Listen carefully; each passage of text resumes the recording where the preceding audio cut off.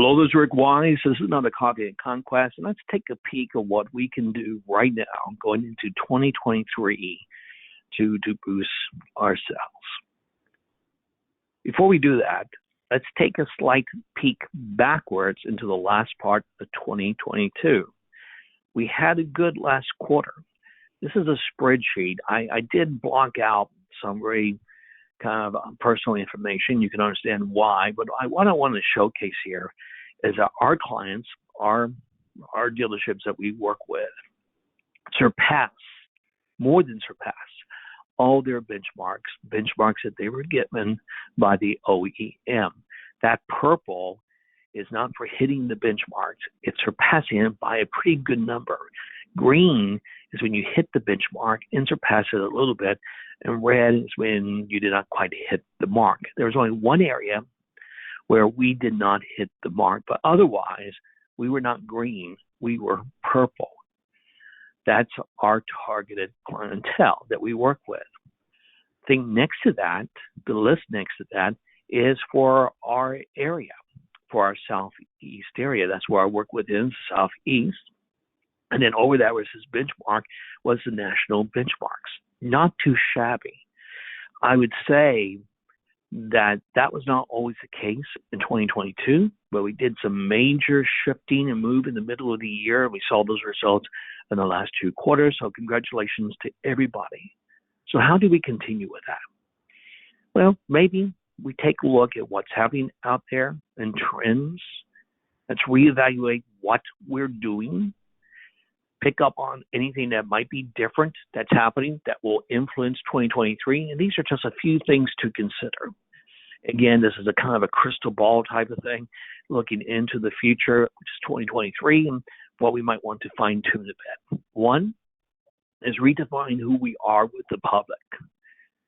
The public likes a company that has a purpose, has a connection to the community, their management team, their salespeople, that they're not only doing business for profit, which we all want profit, but we're doing business for a purpose. Let's reevaluate what that purpose is for us and see if that's something that we want to brand to the public. Let's readdress where we stand when it comes to search engines and how we're fine on the internet and social media. It looks like that's kind of taken a back seat somewhere in the last couple of years with craziness. And I'm sure that many of my clients, I know many others, pay a lot of money for someone to make sure that they show up. Let's do an audit and let's see if we're popping up at the right places at the right time, not only on search engines, but on organic searches and on social media. And let's make sure we have the right content for the message that we're wanting to push right now. And as we're doing that, let's look at other mediums. The big thing that right now that seems to have worked, it worked last year, I believe it's going to work this year, is leveraging with local influencers, those folks that have an audience on the social media pages, and get them tied into our product, work something out with them, and then video content. Now, this is one area that I believe is going to be huge because of what happened last year. I believe this is going to be huge as we move into 2023, and that's our existing customers. With the introduction of electric vehicles, with the moving away from gas power and diesel type of engines, there's a lot of questions, there's a lot of confusion, and there's going to be a lot of our previous customers that need some help. This is an ideal opportunity to re-engage with our previous customers. Again, this is going to be huge, to show them not only do we care, but we're here to assist them. And we can't re-engage them in the old-fashioned way of just calling them up and saying, are you in the market? We need to re-engage with them and listen to them, and then hold their hand when they pull the trigger. Let it be this month, or next year. And then our PR. We all have PR folks, and they're our employees, and they're our customers. Let's boost our PR abilities so our customers, our employees, say good things about us and spread the word and create a good image for us. And then going back to customers, I know I just talked about re-engaging past customers, but this is slightly different. It's the customer experience. Do we have a top-notch customer experience? And I'm going to say something that's a little bit bold here, maybe a little bit biting, I would say, no, we do not.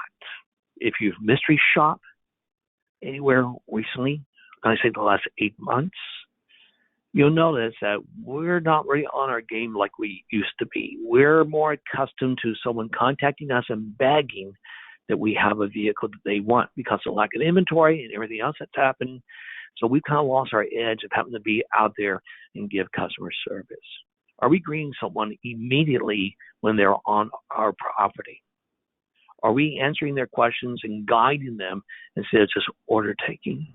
Are we proactively following up with unsold leads that we have on our system in the third and fourth week and the third and fourth month? You have reports. You can pull up your numbers. You can see if that's happening or not. But this is huge. It was huge in the last 2 quarters of last year, and it's going to be huge this year. And then personalizing our communication.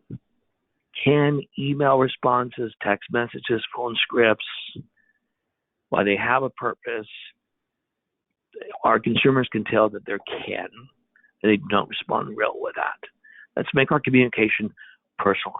On the phone, and our texts, our emails, our videos. One size does not fit all. We need to personalize this. And then online shopping. We should already have in place everything so a consumer can have the same experience online as they could in person. They can go do the whole purchase online just as if they were in person. They can do their shopping online. They can do a virtual test drive, all of that. We still have many folks working from home, and they've gotten accustomed now to doing things online 24/7. So there's a big shift there. This will never replace, hopefully it will never replace, someone walking into the showroom. But all your tools should be in place so someone can have a very pleasant online experience. And remember, your online experience or the online presence, your online presence is your second showroom. And then remember customer service. You see a theme here. We're going back to the basics. Re-engaging customers, customer service, offering the way that they want to shop. We're here for them to answer their questions, to work with them, regardless of how long it takes. But you get the idea of what I'm talking about here. You'll have these slides so you can dive into these a little bit deeper if you want to. So what can we expect this year and moving forward? Well, already our OEMs are talking about the customer experience and having the consumer purchase directly online, guess with them. Maybe taking us out of the loop altogether. We don't want that to happen. So we have to beat them to the punch and give them a better customer experience and a better online experience. You've all seen that. You've all read those articles. We want to keep that from happening because we are an important part to the community and we are an important part to the public itself. When it comes to our salespeople, there has been an evolution with our salespeople, and we've kind of gone full circle. There was one time that we use a Rolodex as a salesperson, and we get our leads on the Rolodex, and we contact folks and keep them in the loop. We moved to a CRM. We moved to technology, and with technology, we had standard emails that went out, automatic emails, automatic responders. Then we went to a closer, just get them into the front door, and we would close them, whatever it takes.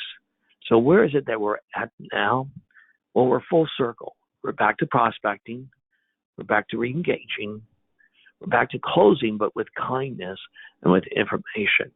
And these are tools that your senior salespeople have used in the past, and maybe they have to kind of re-engage, to relearn those tools.